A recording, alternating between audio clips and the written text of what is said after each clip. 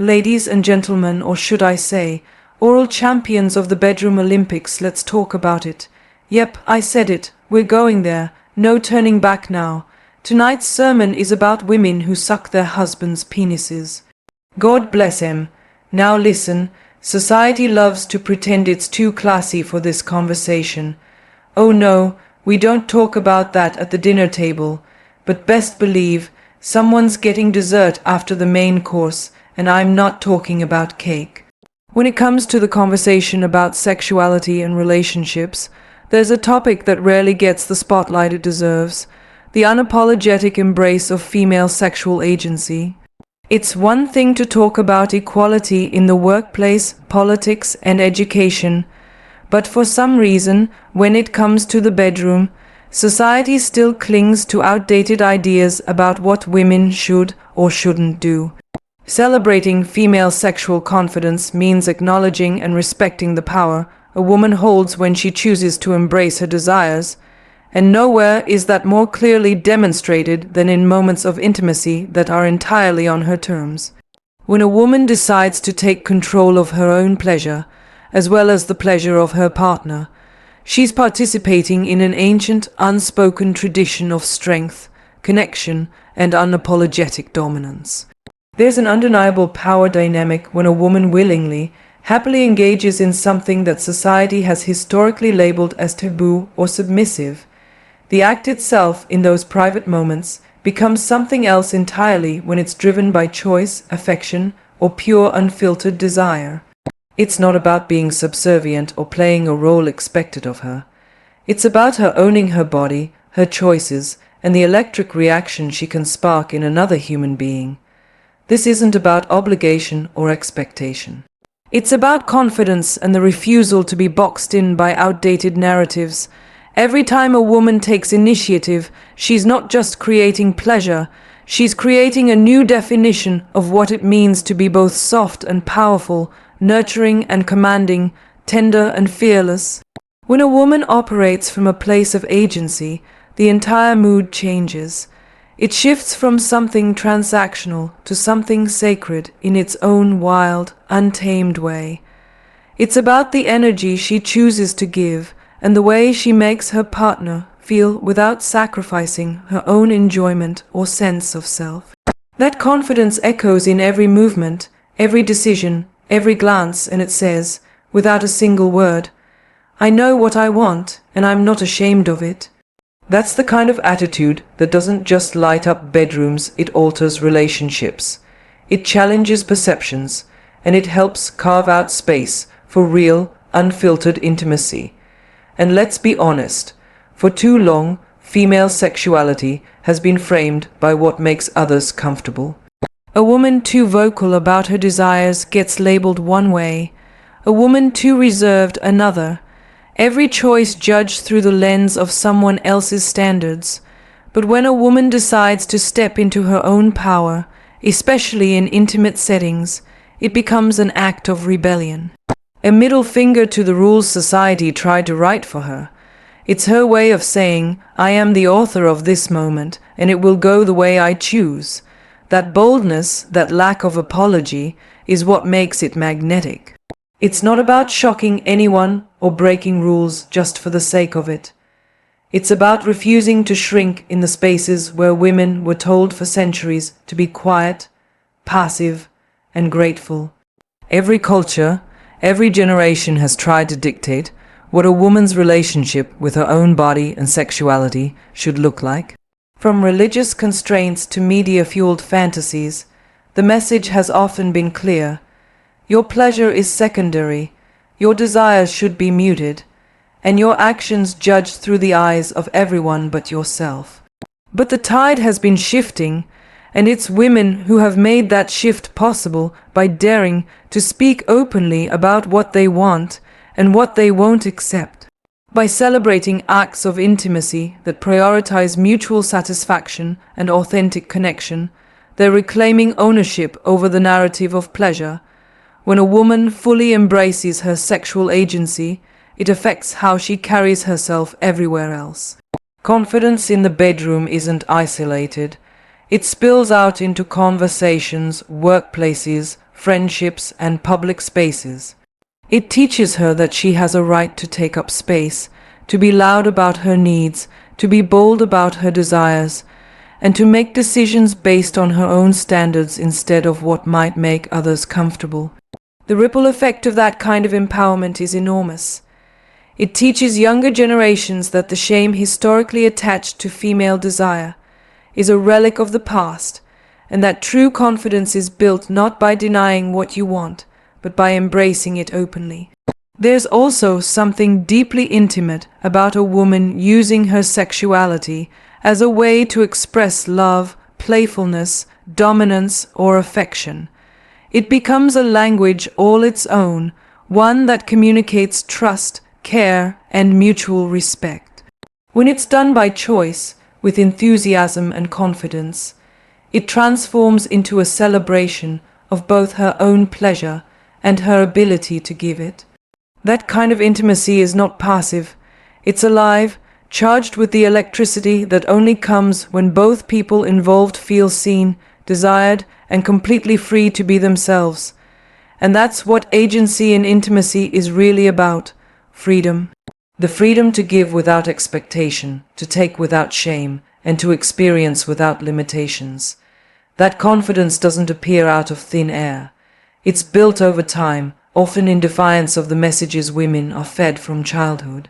Messages that say good girls don't do this, respectable women shouldn't like that, or that a woman's worth is tied to her modesty. Every time a woman listens to her own instincts instead of those voices, she chips away at the structures that try to cage her. And those moments of rebellion aren't always loud.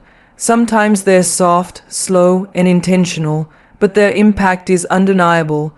They teach her to trust herself, to navigate intimacy on her own terms, and to prioritize genuine connection over outdated expectations. Women who own their sexuality challenge every stereotype about what femininity is supposed to look like.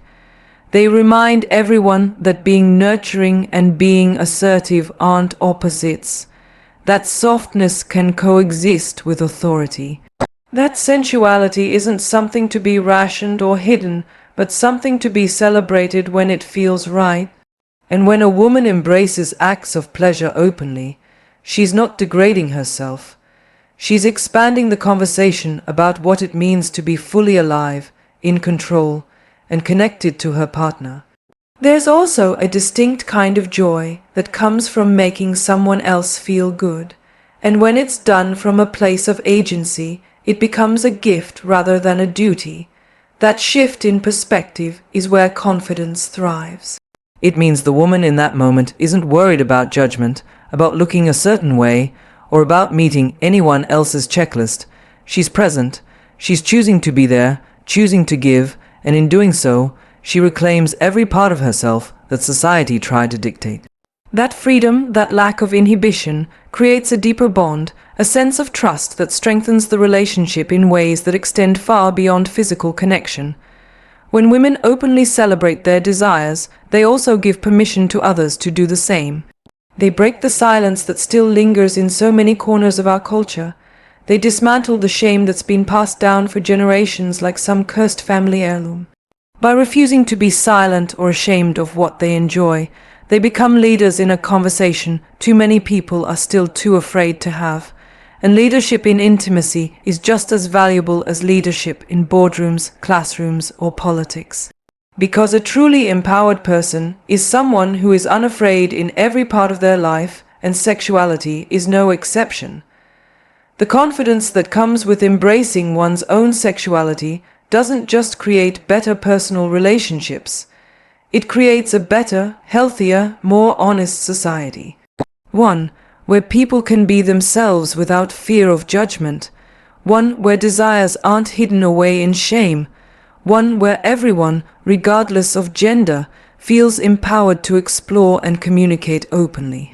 And every time a woman takes control of her own narrative, she paves the way for others to do the same. In any relationship built on closeness and trust, mutual effort is the foundation that keeps it alive. No matter how wild or tender the love is, both partners need to put in work. Pay attention to the little details and show genuine care in order for the connection to thrive.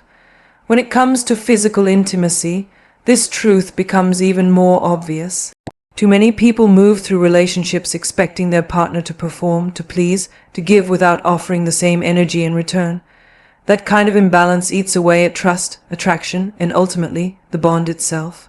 It's one thing to expect affection and attention, but it's another thing entirely to deserve it through your own actions, and that's where mutual effort comes in. There's a kind of lazy entitlement that some people fall into in long-term relationships. They get comfortable, they stop trying, the compliments fade, the little surprises disappear, and the care for personal appearance or effort in the bedroom starts to slip. What was once exciting and full of playful energy turns into routine, and routine turns into resentment. The dangerous part is how subtle it is. It creeps in slowly until one person feels like they're carrying all the weight, keeping the fire alive on their own. Mutual effort is what prevents that. It ensures that both people remain active participants in maintaining desire, comfort, and connection. Hygiene is a huge part of that, though people are often too polite to say it out loud. No one should be expected to show up for their partner physically if that partner isn't making themselves worthy of that attention. Taking care of yourself, staying clean, smelling good, and grooming properly aren't luxuries in a relationship. They're basic signs of respect. You can't ask someone to worship your body if you're treating it like an afterthought. There's nothing sexy about neglect. When both people stay on top of these things, it signals to each other that they still care about being attractive to one another, about being desirable, and about keeping the experience of intimacy enjoyable on every level. Appreciation plays just as crucial a role. It's not enough to expect your partner to give and give without acknowledgement. When someone puts in effort to please, whether through gestures of affection, acts of service, or physical intimacy, it needs to be noticed. Not just with a casual thank you, but with real enthusiasm. Compliment them, let them know how it makes you feel, remind them that their effort matters. People need to feel valued to stay motivated, especially in intimate areas of a relationship. Appreciation isn't something that should be saved for anniversaries or birthdays. It should be constant, genuine, and specific. The more seen someone feels, the more they'll want to keep showing up for you. There's also something powerful about reciprocity in relationships. It doesn't have to mean keeping strict score or measuring who does what and how often, but there should be a natural give and take. If one partner is always initiating, always going out of their way to create intimacy or affection, while the other just passively receives, that imbalance eventually turns toxic. The partner doing all the work will start to feel used, invisible, or like their efforts are expected rather than cherished. The healthiest relationships are built on a quiet, unspoken agreement that both people are equally responsible for making each other feel wanted, seen, and cared for. Whether that's expressed in words, actions, or physical touch, it matters. When effort is mutual, intimacy becomes easier, more fun, and more meaningful. Neither partner feels pressured or obligated because both know they're in a safe, giving environment. That balance allows for vulnerability, playfulness, and experimentation, which are all essential for keeping the spark alive. It stops intimacy from feeling like a performance and turns it into a conversation, one where both people get to speak and both people get to listen. When people feel secure and appreciated, they're far more willing to open up, to give more, and to seek out new ways to connect. One of the quiet killers of passion in relationships is complacency. When people stop trying to impress each other, to seduce each other, or even to flirt in the little ways, desire fades. You don't have to be newly in love to put in effort. Long-term couples who stay physically and emotionally connected usually have one thing in common. They never stop actively choosing each other. They don't take intimacy for granted. Whether that means getting dressed up for no reason, initiating affection outside of the bedroom, or simply keeping up with basic grooming, those small acts of effort stack up over time and remind both people that they matter. There's also something to be said about taking responsibility for your own pleasure and comfort within a relationship. Expecting your partner to know what you like or to intuit what makes you feel good without guidance is unrealistic and unfair. Mutual effort means communicating openly, making requests, setting boundaries, and being generous when it comes to giving. It means asking questions, learning what makes each other tick, and being willing to both teach and be taught. That mutual curiosity keeps things fresh and ensures that neither partner ever feels like they're going through the motions. Physical intimacy should never feel one-sided or obligatory. If it does, there's a failure happening somewhere in the relationship's balance of effort and appreciation.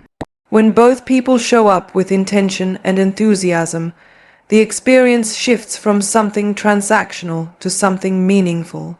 It's about the difference between doing something because you feel you have to and doing it because you genuinely want to, because you know your partner deserves it, and because you take pride in making them feel good. Another key aspect of mutual effort is paying attention to the small, everyday things. Intimacy doesn't begin in the bedroom. It starts with how you speak to each other, how you show up for each other in little ways throughout the day. When one partner consistently neglects those small acts of care, the larger acts of intimacy start to feel hollow. Bringing someone a drink without them asking, sending a flirtatious text in the middle of the day, giving a compliment when it's least expected. Those gestures build a foundation of affection and closeness that makes physical intimacy richer when it happens. It's also worth remembering that attraction isn't static.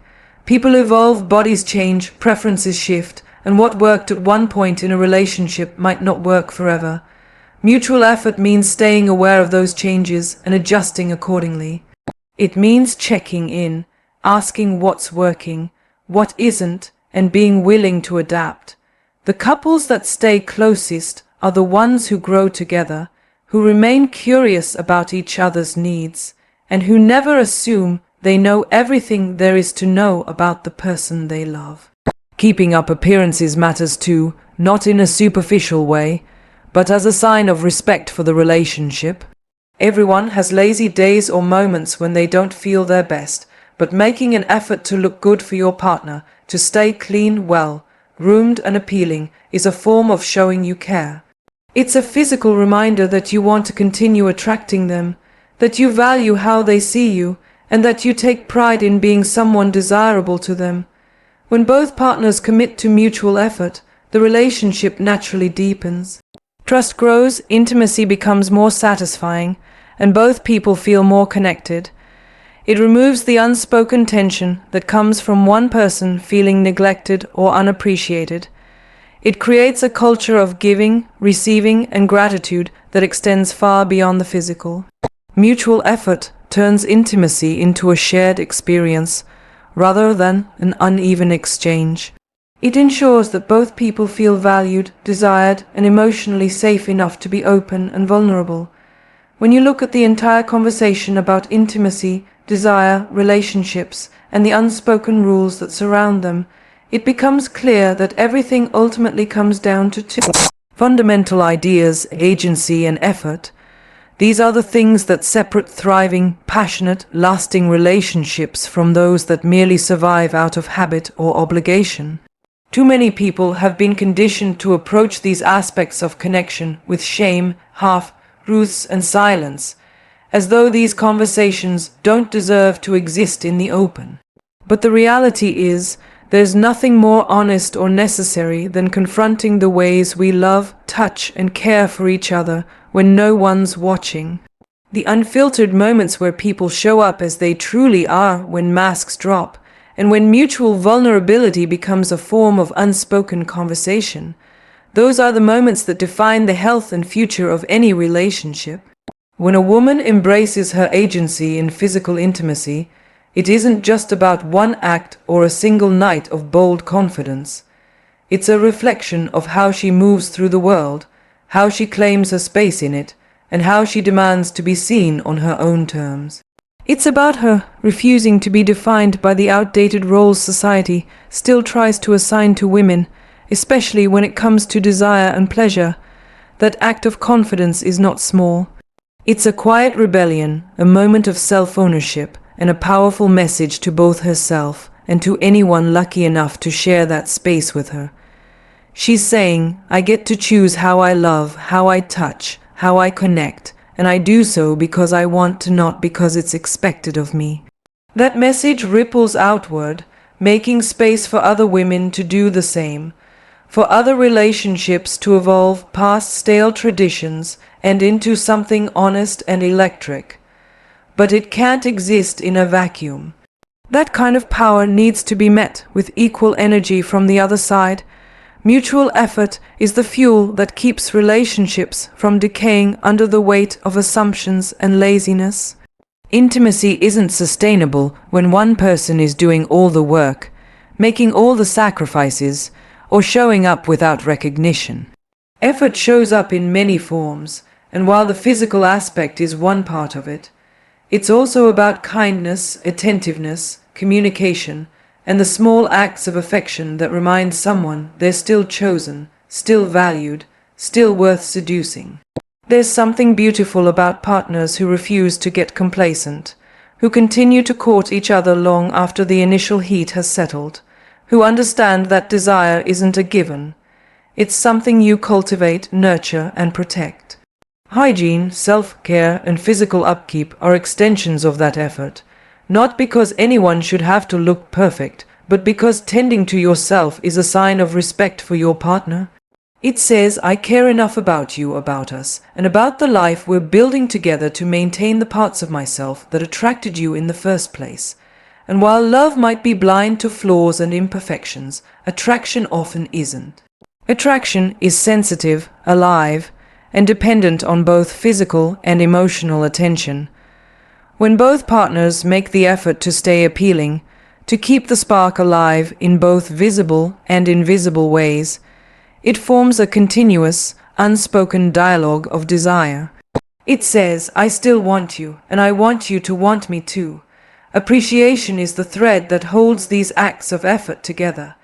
People are wired to want to feel seen, to be acknowledged for the parts of themselves they offer up in intimacy. That need doesn't disappear in long-term relationships. If anything, it becomes more important. It isn't enough to accept love and affection as a given. Partners need to verbalize it, to reflect it back, and to show gratitude for the unique ways someone chooses to express their love. Appreciation amplifies desire. It turns everyday moments into something sacred. It makes people feel safe enough to be bold, vulnerable enough to experiment, and comfortable enough to confess what they really want without fear of rejection. True intimacy isn't a one-note performance. It isn't limited to physical acts or grand declarations of love. It lives in the quiet places, in inside jokes, in knowing glances, in tiny touches at the dinner table, in the way someone looks at you across a room full of people. It grows in the moments when both partners show up for each other without needing to be asked, when they both recognize that keeping love alive takes work, not because it's exhausting, but because anything worth having demands care. There's nothing wrong with effort. In fact, it's the difference between relationships that stagnate and those that grow deeper, hotter, and more fulfilling over time. Agency and effort don't just improve physical intimacy. They transform how people communicate, how they problem solve, how they handle conflict, and how they express tenderness. A relationship where both partners feel free to ask for what they want, where they both show up ready to give without keeping score, where mutual care is expected and celebrated, is a relationship built to last. It moves past tired clichés about love being effortless and embraces the reality that the best connections are made in the details, in the constant, conscious decision to choose each other every day. The truth is, modern love requires unlearning as much as it requires learning. People have to let go of old scripts about who should initiate, who should lead, who should sacrifice, and who should stay quiet. They have to confront the insecurities and bad habits they've picked up from a world that often tells them to settle for less, to hide their desires, or to prioritize appearances over real satisfaction. It takes courage to be unapologetically confident in your sexuality, to demand better from your partner, and to actively maintain your role as both lover and friend. But the reward for that courage is a relationship that feels alive, satisfying, and deeply rooted in honesty. What makes a relationship unforgettable isn't perfection, it's effort. It's how you make each other feel wanted even on the bad days. It's about both people refusing to let the fire die, not by chasing constant novelty, but by tending to the familiar in new ways. It's about continuing to flirt, to seduce, to tease, and to surprise each other long after the first rush of attraction has passed. It's about making an active choice to stay curious about your partner, about what makes them laugh, what makes them feel safe, what turns them on, and what makes them feel loved in the smallest moments. No relationship worth having stays the same. It evolves. People change, bodies change, and what once came easy might start to require more intention. But effort isn't the enemy of passion. It's the thing that deepens it. When both people are willing to keep learning, to keep giving, and to keep asking for what they need, love becomes something layered, textured, and resilient. It becomes a safe place for both tenderness and lust, for playfulness and depth, for familiarity and surprise. In the end, it's about creating a relationship where both people feel free to be their whole selves, to claim their agency without fear, and to trust that their partner will meet them with equal care and enthusiasm. It's about building something that isn't just about survival, but about thriving, about pleasure, about growth, and about connection. It's about waking up every day and choosing each other, not because you have to, but because you genuinely want to. It's about deciding that effort is a privilege, not a chore, and that intimacy, whether physical, emotional, or playful, is one of the most important conversations two people will ever have.